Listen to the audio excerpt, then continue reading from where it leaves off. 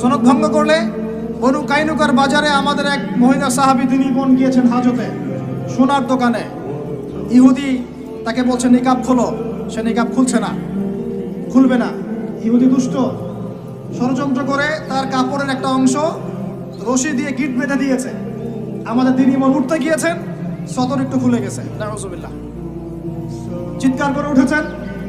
পাশে ছিলেন এক আমাদের আনসারী সাহাবী, আওয়াজ শুনেছেন। সেই আওয়াজ শুনে এক মুহূর্ত দেরি করেন নাই, মদিনায় ফিরে এসে নবীর কাছে পারমিশনও চান নাই। বুঝেন, দলিল বুঝেন। তিনি এক মুহূর্ত দেরিও করেন নাই, মদিনায় ফিরে গিয়ে নবীর কাছে পারমিশনও নেন নাই। তার কাছে একটা খোলা তরোয়াল ছিল, বের করেছেন, ইহুদির গর্দানে একটা কোপ দিয়ে গর্দান নামাই দিয়েছেন। সাহসীদের মতো বলেন আল্লাহু আকবার। বাস বাস বাস বাস বাস, আমি টপিক হারাই ফেলব। বাস বাস ভাই, বসেন বসেন বসেন বসেন, আমি টপিক হারাই ফেলব।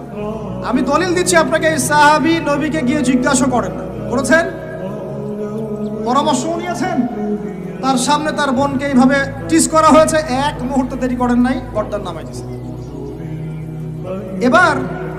এবার ইহুদিরা মিলে ওই সাহাবীর উপর আক্রমণ করে ওই সাহাবীকে শহীদ করে দিয়েছে। নাই, শেষ, ওনাকে মেরে ফেলেছে।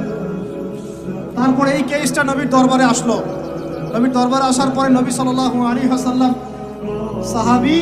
সাহাবীর ব্যাপারে কোনো সমালোচনা তো করলেনই না। সাহাবী, তুমি ভুল করেছো, আমাকে জিজ্ঞেস করো নাই, আমার পরামর্শ কেন নেও না, এগুলো তো বললেনই না। বরং তার অন্যান্য সাহাবীদেরকে বললেন, সবাই যুদ্ধের বর্ম পরে বের হও, বনু কাইনুকাকে আক্রমণ করতে হবে। এখন আপনি দেখছেন 3 মাসে 19,600 জন, 3 মাসে, সরি 3 মাস কিসের, 1.5 মাসে 19,600 জন। আর এখানে একজন মুসলিম ভাই, একজন মুসলিম বোনের ইজ্জতের বিনিময়ে নবী সাল্লাল্লাহু আলাইহি ওয়াসাল্লাম পুরা বনু কাইনুকাকে একদম সমূলে উৎপাটিত করে মদিনা থেকে বিতাড়িত করলেন। ওই উম্মার সাথে এই উম্মার কোনো সম্পর্ক আছে? ওই আরবের সাথে এই আরবদের কোনো সম্পর্ক আছে? ওই স্বাধীনতার সাথে এখনকার এই পরাধীনতার কোনো সম্পর্ক আছে?